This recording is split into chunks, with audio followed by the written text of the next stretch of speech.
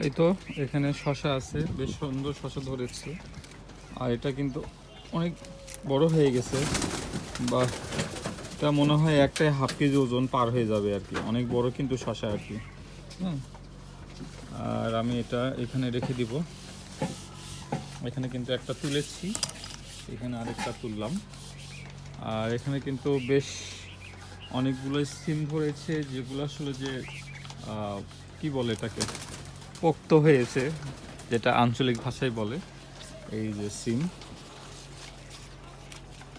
এটা আর কিন্তু বড় হবে না। এখানে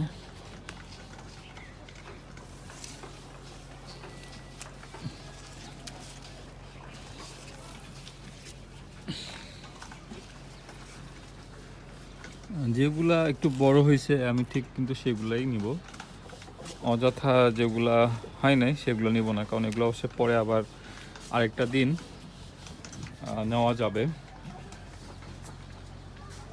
এই যে এই সিমগুলা আর বড় হবে না, কারণ এগুলো বিচি হয়ে গেছে, অনেক শক্ত।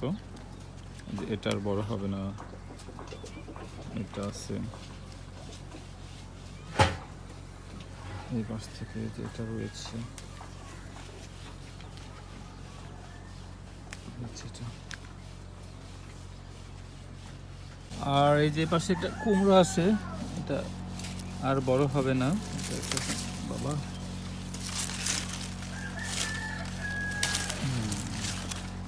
বাহ, এটা আর বড় হবে না, কিন্তু অনেক সুন্দর দেখতে, মিনি একটি কুমড়া, আলহামদুলিল্লাহ।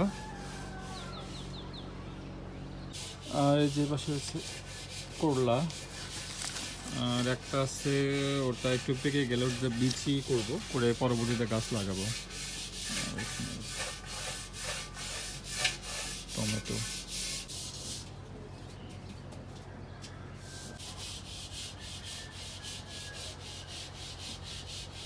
আর এই যেখানে রয়েছে ফুলকপি। আর এটা কিন্তু এখন তুলবো, কারণ এটা আর বড় হবে না। তো আমি একটু কাটার চেষ্টা করতেছি না, তুলি ফিল। বাবা,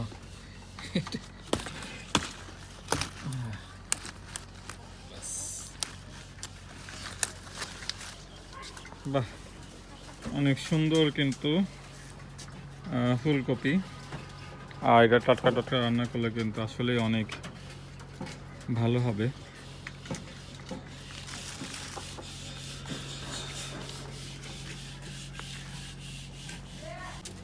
বাহ, এই তো ফুলকপির পাতাগুলো কিন্তু আসলে মুরগি খুব ভালো খায়। আর এসে দেখতেছি যে ডিম দিয়েছে।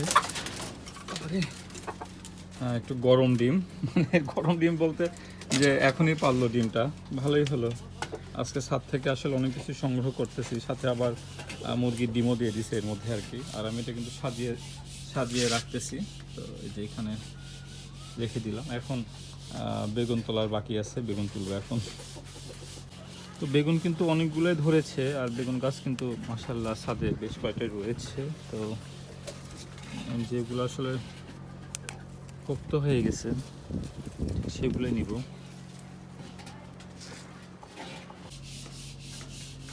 আমি আরও কয়েকটা বেগুন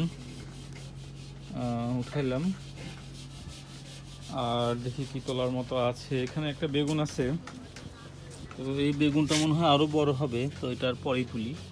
ওই পাশেও রয়েছে। তো মোটামুটি আলহামদুলিল্লাহ, এই হলো আজকের ছাদ বাগান থেকে নেওয়া সবজি।